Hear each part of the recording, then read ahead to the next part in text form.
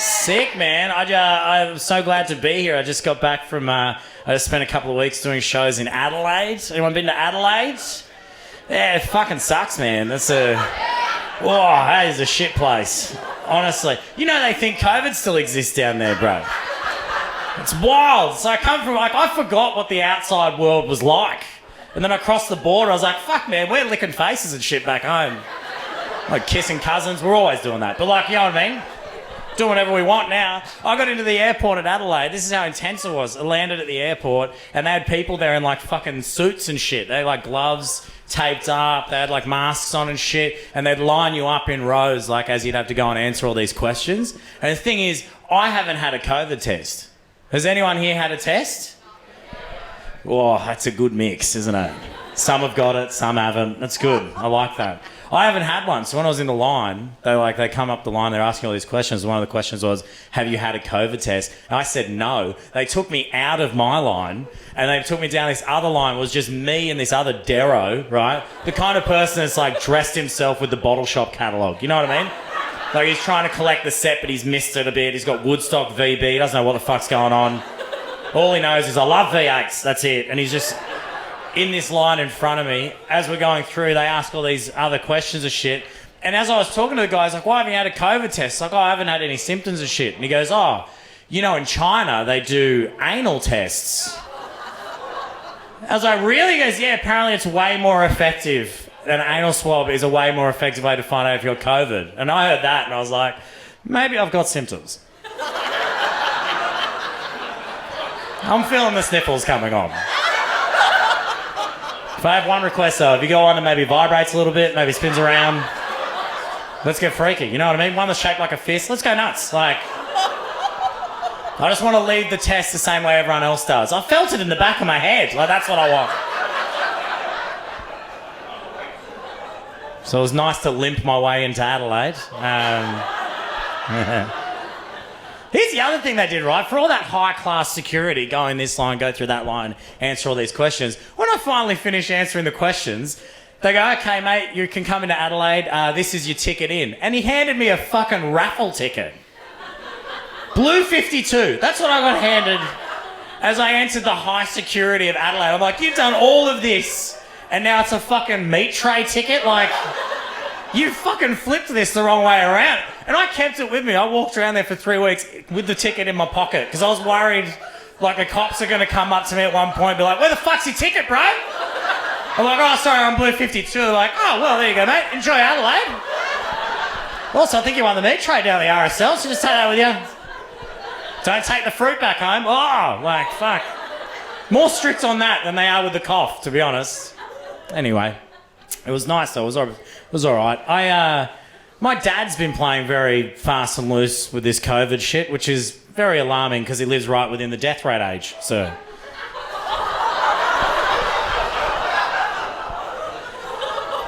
Nice to see you not wearing a mask, mate. You live on the edge. I like it.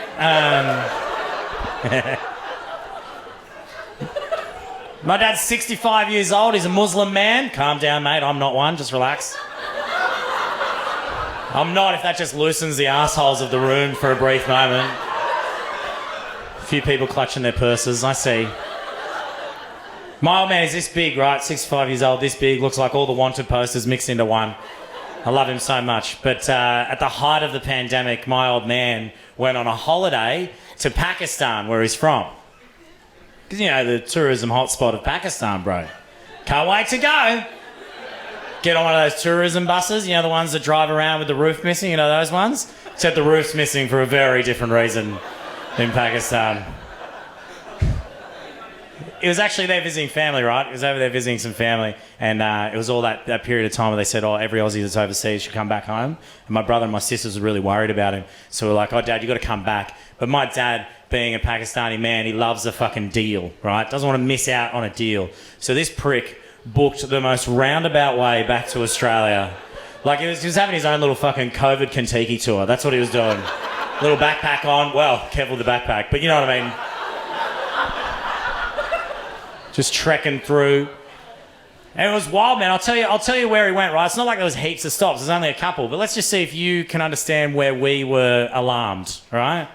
So first off, he was in Pakistan. And then he flew to China. Then he went to Thailand. Then came back to Australia. Now, I understand the Thailand part, all right? You know, you're an old man. If you're going to go out, get what you love. You know what I mean? Who am I to judge? But the China part was that was alarming. You know what I mean? Like, I had to ring him straight away. It was my job. They're like, you got to ring Dad. I rang him. I was like, bro, what the fuck are you doing going to China? And he goes, oh, the flights are really cheap. I'm like, prick, there was a reason. It's like, read the news. But my old man's also one of those, I don't know if you got those dads that, like, when something happens to them, they think it's like the best thing ever. Like, they think they're famous. If something happens to them, they're like, therefore, I'm the most famous person in the world. I'm the only person this is happening to. And because he was walking through empty airports, empty planes, my dad started taking photos and documenting the whole thing, just putting it up on social media and shit. So he's like just going along, a little Instagram influencer, just going along, or influenza. Anyway. I hate that joke, but I keep doing it. But he's sending me photos as he goes, right, bragging about his flight back during a fucking pandemic. He's like in a seat, it's just him, no one else on either side of him. He takes a photo, right, and it's all empty, sends it to me, and he goes, whoop, someone's bomb went off early. And he sends it to me and he goes, oh, son, so much leg room on these flights, huh? I was like, Dad, you're a Pakistani Muslim man. No one was booking those seats anyway. What are you talking about? I'm pretty sure Jetstar blacks out the row when you book a ticket. He landed in China. I got really curious, as you would. You'd be like, what the fuck's going on? I got someone in there. I got someone on the ground. What the fuck is it like? And I messaged him. I said, Dad, are you okay? What's it like getting into China? Was there a problem at the border? Did they let you in okay? Are you all right? And my old man, cool as, just sends me a text back. He goes, oh, son, they're not bothering us anymore now, are they? It's like, way to see a silver lining in the pandemic, old man. But he's not fucking wrong, is he? Has anyone here been flying? Have you guys been flying? No, you're just risking it being really close to the front of the stage. No. If you get on a flight now, right? You get on a flight now and someone jumps up in the middle of the aisle and goes, oh, Akbar! You're like, fuck, did that prick sneeze? And the person next to you would have to be like, no, he's just saying God is great. You'd be like, oh, well, each to their own. Who am I to judge? If I had one request, it's that maybe his people could, I don't know, come up with some kind of garment that maybe covered their face a little bit, you know? And then Pauline says that's uncivilised, doesn't she? Oh, sorry, I didn't realise there were supporters in the crowd. You were laughing on for a bit and then I bloody took a shot at your patron saint.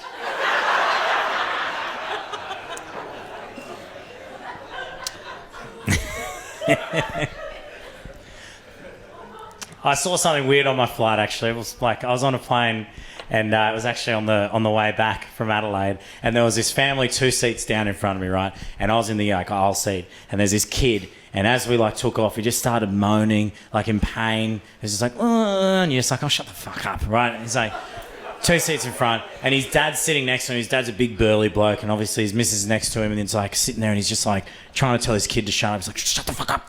I saved up all this money to get this Jetstar flight. Me and your mother to go to fucking Adelaide. We're going home. Shut up. Anyway, the kid keeps going and going, and he goes, fine, I'll talk to the lady, fine. And he asks the hostess over, and like they have a little conversation about what's going on. They look at the kid, and he's like, and then she walks up to the front of the plane, gets the microphone that beams down the plane, right? And she goes, attention passengers, is there a dentist on board? And I was like, you can fucking do that? Like, you can, like, I understand doctor, but we can go other professions? Like, we can, like, have you got a masseuse? That'd be nice. I've got a bum knee. Is there a physio on board? My knee's a little bit sore. Like, what the fuck? What, you can just choose whatever you want to ask for now? I was amazed. It's like, I didn't know, like, fuck, the seat only goes back this far. What the fuck's a dentist gonna do? Like, I sat there like gobsmacked, and then a guy behind me goes, I'm a dentist. I'm like, what? What is this flight? You know what I mean? I'm a dentist, and this guy got up with the fucking so much confidence. Like, this has made this dentist's fucking life.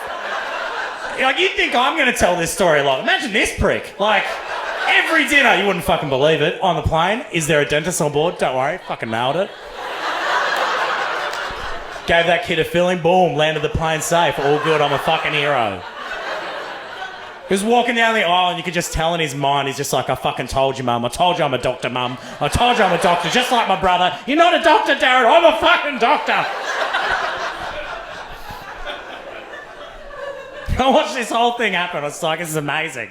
And there's not even it's not even a crazy end to this. I'll tell you how it ended. He sat down.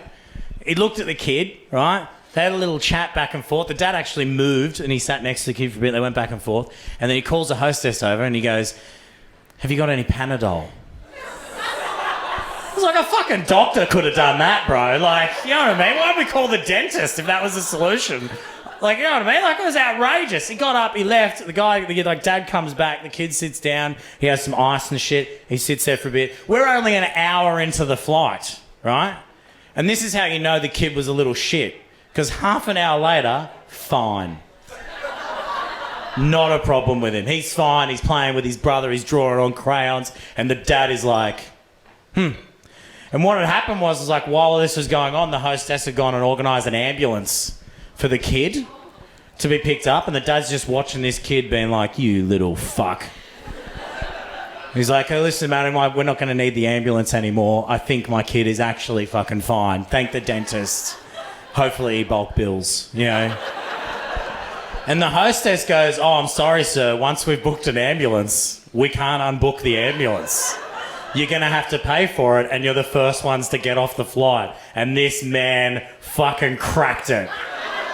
He goes, you know when someone's like fucking pissed off? And he's like, but they don't want to look pissed off in front of the person? He's like, thank you. And as soon as I back turn, he's like, you little fucking shit, you fucking gonna cost me $300. You fucking teeth, you think your teeth hurt now? We're gonna fucking hurt when we get off the plane. And I'm like, someone get that dentist, because I reckon he's gonna have some work on this kid's teeth when we land.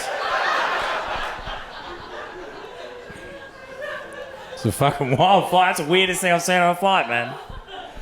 It was crazy. My mate picked me up from the airport, right? And I learned something really fascinating about him. We jumped in the car and he said my address into the car, like into his iPhone. He's like, hey Siri, said my address. And then a male voice came back out of the phone. Like his Siri, he'd changed Siri to be a man. Now who here, like people who have iPhones, yeah? How many people here have a male Siri? Why? I sat there looking at him like, what the fuck is this all about, bro? In this climate? Can't even let the women AI jobs? Like, you can't even let them have that shit? It's like, why do you need to change the voice of Siri to a man? It's like, what, your contact books is just too heavy for female Siri to be able to lift it up. It's like, I can't trust female Siri for directions. She's always turning the map upside down. So what kind of reason, you fucking sexist idiot? Like, what were you sick of charging your phone 30% less? Is that what the problem was?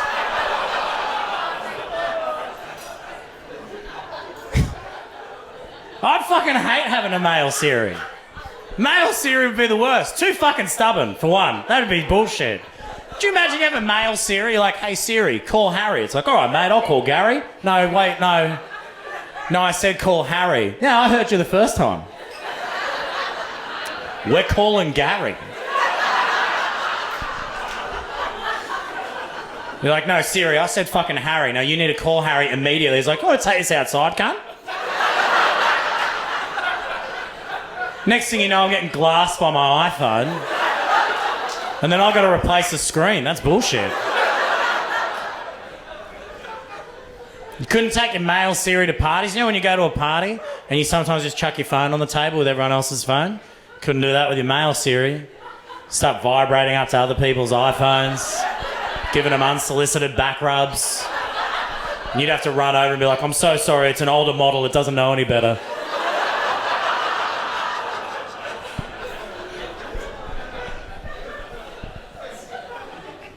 Can't put virus protection on a male Siri. Mm-mm. You try and put it on and it'd just be like, oh, nah, babe, I'll work way better without it. Honestly, you put virus protection on me, I won't even be able to feel you touching the bloody phone. And besides, if we download an app we don't want, I'll just get rid of it in the morning. What do you mean?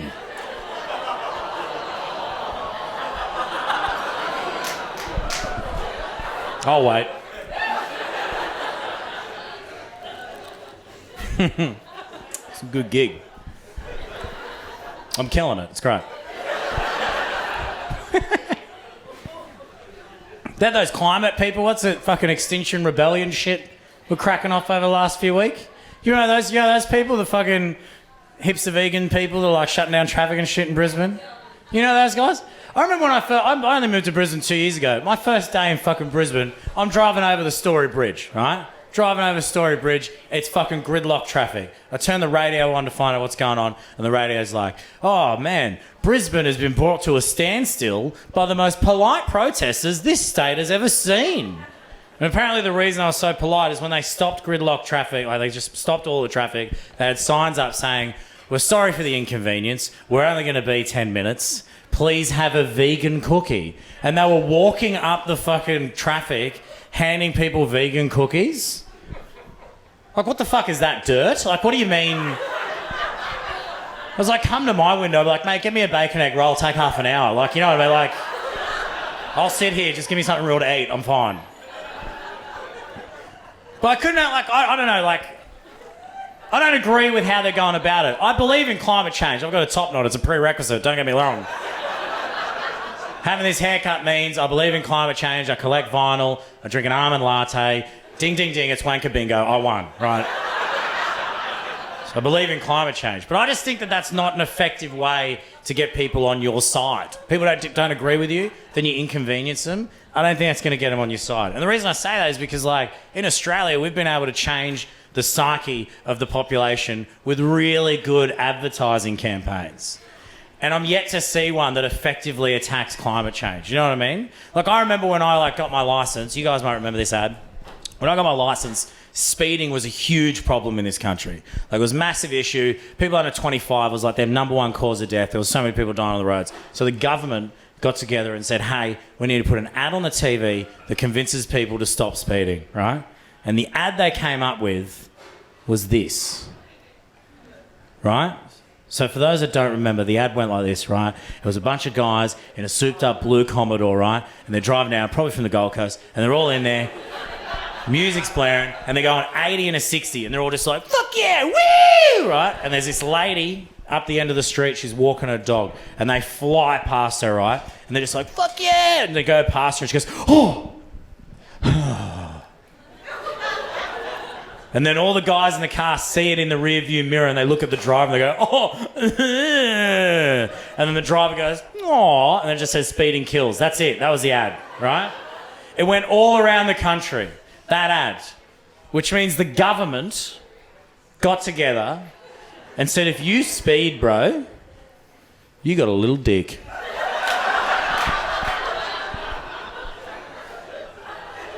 The government. Like, you know the government? You know the guys that, like, you know, start a couple wars, maybe touch up some people in their office? Like, you know those guys? They put an ad on the TV that said, if you speed, my man, you got a little fucking dick. Is that not fucking insane? That's taxpayer dollars. Like, that wouldn't have even been the first idea. Like, they would have gotten to that idea and be like, could you imagine? They're in the meeting. They're, like, coming up with the ad campaign. Like, all right, guys, speeding fatalities, real big issue. We need an ad campaign. What do you got? Jamie? Well, we could show them pictures of horrific car accidents. Shut the fuck up, mate. That's the worst idea ever. Sarah, what about you? We could interview the victims of, like, speeding fatalities. Oh, pack up your shit. Get the fuck out of here. Has anyone got a decent idea in this office? Intern, up the back. Speeding makes your dick small?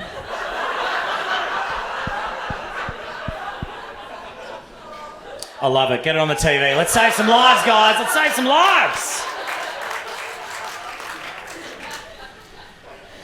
And I did an advertising degree when I was at uni, and I had to study that ad, like that ad campaign, as part of my assignment. And the thing is, when that ad was on the TV, speeding fatalities in this country fucking halved. Halved. How simple are men? The TV just goes, hey man, if you speed, you got a little dick. Every bloke in the country went, well, looks like I'm going 40 on the freeway. Sorry, babe, I'm going to be late to your mother's because I've got a massive cock. Like... How mental is that? Imagine dating back then. It'd be the best excuse. You know, when you take a guy home and he's a little bit short on? You'd be like, is that it? He'd be like, oh, I'm so sorry. I did 60 and a 40 this morning. Once I get my demerit points back, I'm sure it'll come back. It took a few inches. I don't know. I love it. That ad fucking worked. That ad worked so well. And we never used it again. And the thing is as well, like, that ad only works because men were doing the speeding. Like, this means nothing to a woman. You do that to a woman, they'll be like, yeah, I know, dickhead. Get it together. You can't put that on the TV. Like, if women were speeding, if you guys were in charge of it, you guys were doing all the speeding, you'd have to change the ad. Like, flip the genders, you know what I mean? So instead of a bunch of, like, guys in a souped-up Commodore, it's now, like, a bunch of girls, you know, in a Hyundai Getz, right? And they're all having a good time. They're listening to Vanessa Carlton. Making my way downtown. Like, just having a sick time. Singing along, going 80 and a 60. And now it's a guy walking his dog. And they fly past him because he's got to change it up. So they fly past him and he's just like...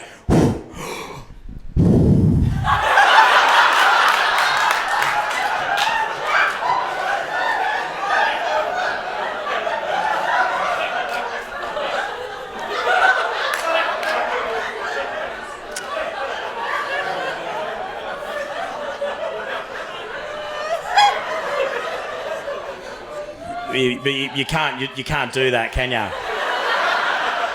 Because Hungry Jack's owns that. That's a Whopper. So it's trademarked. Trademarked.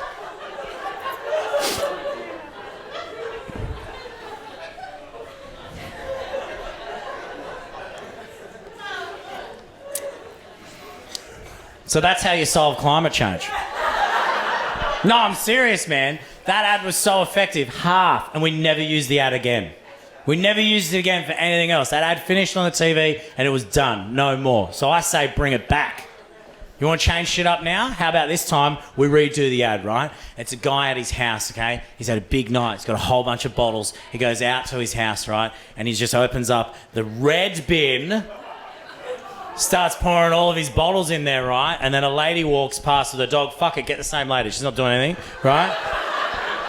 She walks past. We all love fucking throwbacks. She comes back, right? She sees the guy. Not recycling. Then we see the guy go, no, I recycle. I've got a big dick. I've got a big dick.